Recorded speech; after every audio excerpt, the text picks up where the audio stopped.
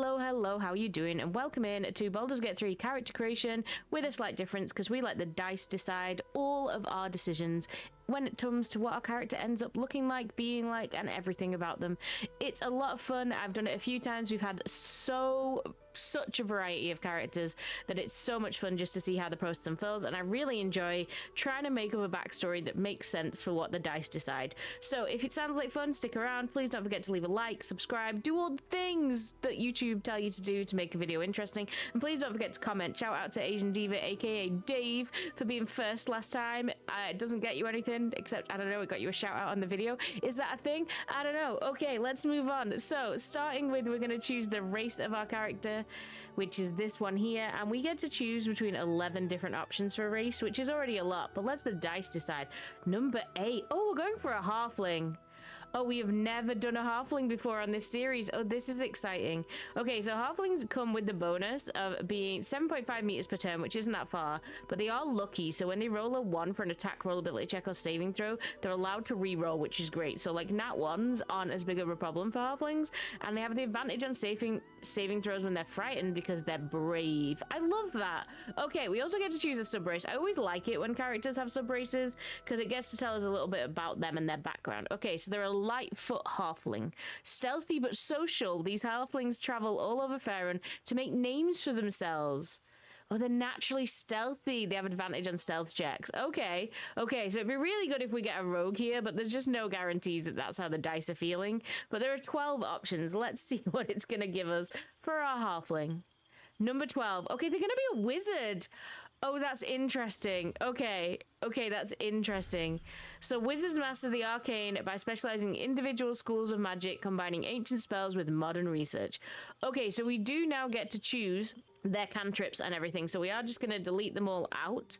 And then we get an option here of 13. So we're just going to roll through and see what kind of spells they'd end up with. Okay, so the first one they're going to get is the poison spray, which is a good one to have. 1 to 12 damage. Definitely helps out at the beginning. We then get light. Now, if you know the story of Baldur's Gate, that's actually quite handy in certain places, I'm just saying. And then we also get Mage Hand, which can come in very useful. Okay, so they're the cantrips. And then spells, let's just exit these all out. And then we get 23 options to choose from here, but we do have quite a few. So let's just go through. So 16, they're going to get Magic Missile, one of my favorite spells. Okay, 8, Featherfall, also love that, absolutely love that. Okay, number 4, color spray. I've never made that work in a way that makes sense, so I don't know if that's just a me thing, but it never works for me. Oh, they can have a familiar. Oh, I love those ones. I love that one. Okay, 19 is here, shield. When you're about to be hit by an enemy, increase your armor class by 5. Wow, okay. Yes, please. 16 we've already had, so we're gonna have to roll again for that. 19 we've already had. Okay, really what? And 9 we've already had. Wow, the dice are not a friend. Okay, Burning Hands. I love Burning Hands. Burning Hands is a great final spell there. Oh, this wizard is kind of powerful. I kind of like them. Okay, let's find out where they came from. What is the story behind this halfling wizard? How have they ended up on the journey they're on? We're going for Acolyte, number 1. You spent your life in service to a temple, learning sacred rites and providing sacrifices to the gods or gods you worship. Serving the gods and discovering their sacred works will guide you to greatness.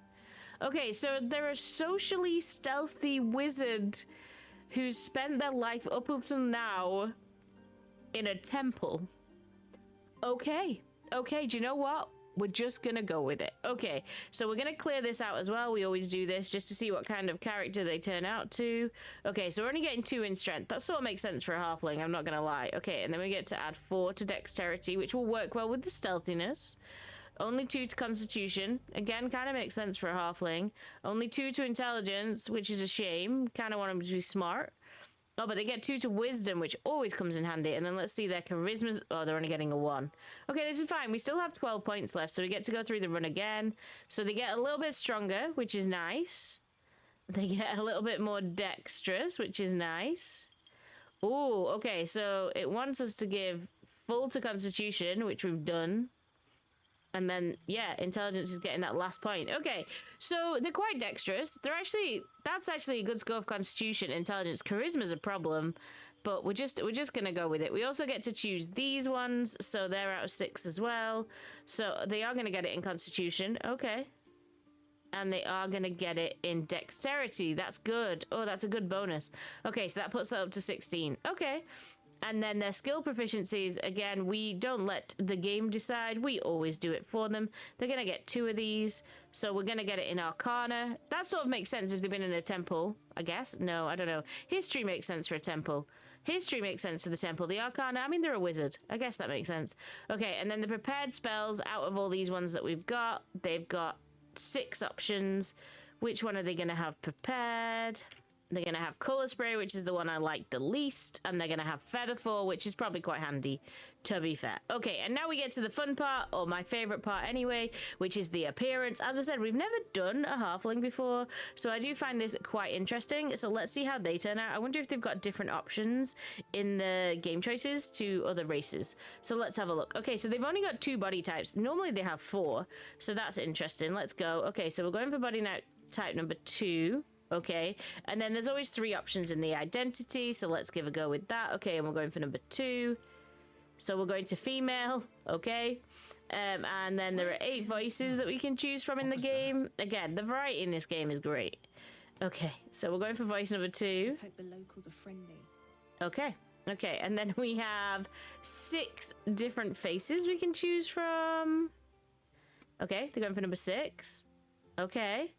Oh, I mean, they're really handsome for a female. Okay, and now we get to choose our skin color. And there are a lot of skin colors you can choose in the game, guys. So we are just going to pick a row and then we'll pick out of the 10. Okay, so there's 35 options that we can choose from here. So we're going to roll straight away, roll 1. Interesting. Okay, and then we're going for out of the 10, we're going for number 7. Okay, so right back up to the top, row 1. And option number 7. Okay. Okay, so considering some of the options we've had for our characters, this is quite a neutral tone, as it says. This could work. Okay, we then get to choose any scars. Oh, and they're going for full scar. Ooh, okay. Okay, I like that, though. That's kind of dramatic. Okay, so maturity we do out of 100. Okay, they're very young. Okay, they're barely moving that wheel. Freckles, we're going to say, do they have them or not first? So if it's a even, it's a yes. If it's an odd, it's a no. So they do have freckles. So how many freckles are we getting for our character? We're going halfway. Okay, that's pretty easy to do. Okay, and then freckle intensity, 75. Okay, so they're going to have quite a few and they're going to be quite prominent. Can we see them? Oh, we can. Okay, okay, okay. And then vitiligo pigmentation is again one that we do yes or no to first. So even's a yes, odds a no. And they do have it. So out of 100, what are we giving them? 78. Okay, it's going to be quite prominent. So that was 75, I said, right? So there we go. Oh, that's interesting how that works with the scar. Oh, okay.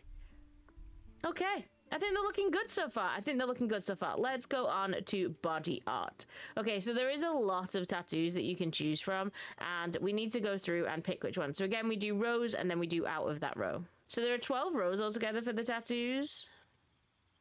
So we're going for row number 11, and out of the 4 options possible, we're going for the option number 4. Ooh, okay. Dramatic chin and neck tattoo. Okay, and now we get to choose our tattoo color and intensity. So let's first do intensity. Oh, a 15. Okay, so we're getting a faded tattoo. Lately, we've been getting a lot of faded tattoos. So it's like they've tried to get rid of them, which I kind of... I don't know.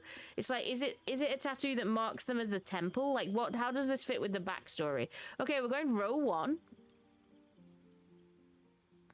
And option number 10. Okay. So I feel like maybe this tattoo is a symbol of the temple. Maybe because, look, it could be like water with the blue. So maybe this is a symbol of the god. And they have decided that they like want to get rid of it, so they're trying to let it fade out because they've left the temple now. Okay, and then piercing style is number 16, so they get the barred rings, which does look good. Does look good. Okay, it kind of works well because they're the same color as the tattoo. But again, maybe this is like their way of rebellion from the temple. Okay, eye color is really simple. First, we have to decide if we get heterochromia or not. So evens is yes, odds is no. I've said it a lot of times. We get the heterochromia. We get this a lot. Okay, so what color are we getting for the first eye? We get all eye colors. We don't mess around with this. Okay, 15 options for eye colors. Again, I know I should have learned this, okay? I count them every time. Okay, so we're going for number 8. and number 2. Okay, so... Ooh, okay. Ooh, look at that one. Oh, that's quite dramatic. Okay, and then we get to do this again. So out of 15, row number 6, option number 8. Ooh. Okay, 2 very different eyes. 2 very different eyes, but it's striking. Again, every time I get a character that's supposed to be really good at stealth, they end up just looking really bold. Like, really bold. Okay, so this is row number 2. Option number 1. Okay, she has gone for the dramatic eye, and I'm here for it. I'm here for it, okay?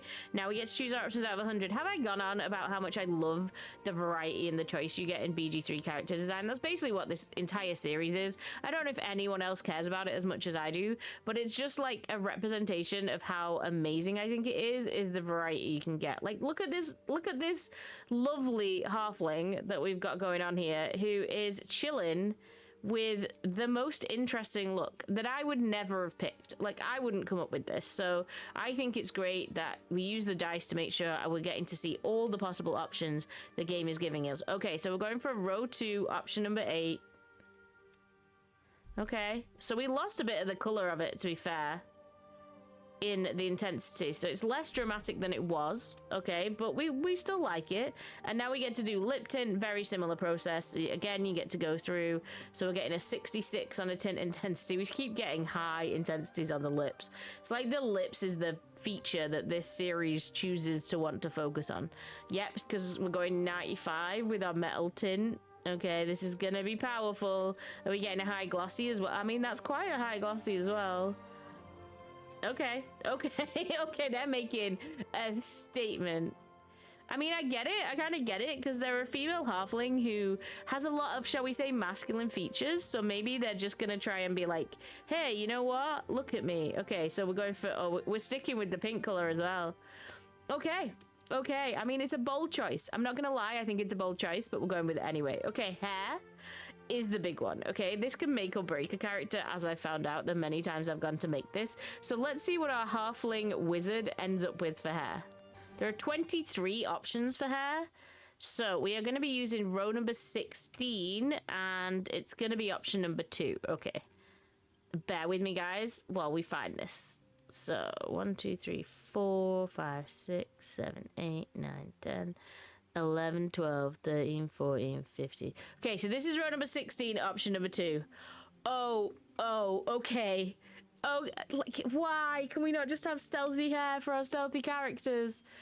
Oh, why? Why did the game do this to me every single time that I try and make a stealth character? They're like, hey, by the way, we're just gonna make them stand out as much as humanly possible. Okay, we're going for row number 8, and we are going for option number 9. Okay, so 5 6 7 8.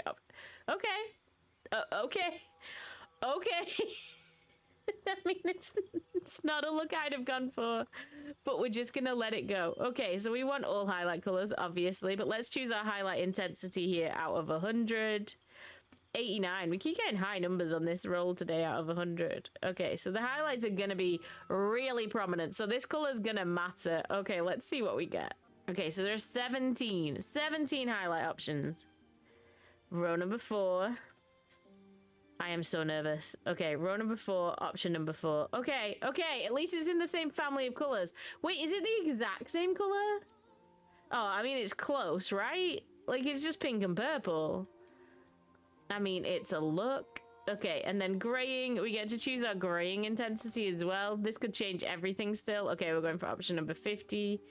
That's still quite, like, strong. You can see the gray starting to come in, and then we've got the options again for the green color. We want the top half, guys. We do not want the bottom half. Okay, 15 options for this. Okay, row number 1, which is what I asked for, so I can't complain. Option number 9. Okay.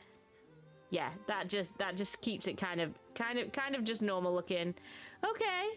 I mean, they've gone gray young because their maturity was not very high. Okay, and then the last one is facial hair. Now There's only one option for us here to not have facial hair, which feels a bit unfair. So I think I'm going to do an even or odds roll to see whether they would have facial hair first. Okay, so odds is no, evens is yes. Okay, so they're getting the facial hair. Okay, I tried to save them. It didn't work. Okay, so we're going for row 1. There's still a possibility, team. There's still a possibility, team. No, option number 3. No. No. Okay. Okay. Okay. Okay. This is our halfling. This is their final look. Okay, we are gonna get to choose their name as well. Now, to do this, I use a website. Okay, so this website is called Fantasy Name Generation. I've put in halfling and it's given me an option of names. So what I always do for this is I actually use the dice and I ask it how many times I'm gonna randomize first. Okay, so we're gonna do 5 randomizations, and then also we're gonna ask it which name out of the 10. And it's option number 9. Okay, so 5 times on female. So 1, 2, 3, 4, 5, and option number 9. They're called Chenbrix Bigseeker.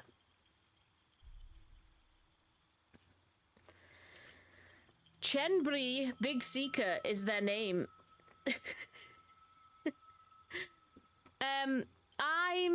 I'm sort of in love with our character. They're kind of cool, right? They're kind of cool. They're kind of cool. I didn't even see the bun at the back. Oh my god. Okay, so they are a Lightfoot halfling. They're a level 1 wizard. They have pretty good strength, pretty good dexterity, good con, all right intelligence, and okay wisdom and charisma. Initiative, so they've got quite high initiative, so they're going to be going into battle first, but their hit points are low, so great. They've got quite a few spells though, and yeah, they just, I mean, yeah, I have never been more glad not to be using a character in gameplay, because they ain't stealthy, mate. They ain't gonna be a stealthy wizard. They're gonna make a statement wherever they go, and I'm so happy for her. But like, okay, Chenbrix, you do you. And if you've enjoyed this, don't forget to leave a like or a comment. Let me know. And if you haven't enjoyed it, how did you get this far in the video? But yeah, don't forget to subscribe, and you'll be able to check out the next one in the series. Because yes, as I've said, I'm obsessed with this. It's all I do. I make videos about people being created. For some reason, I don't know either. Okay, thank you. Bye.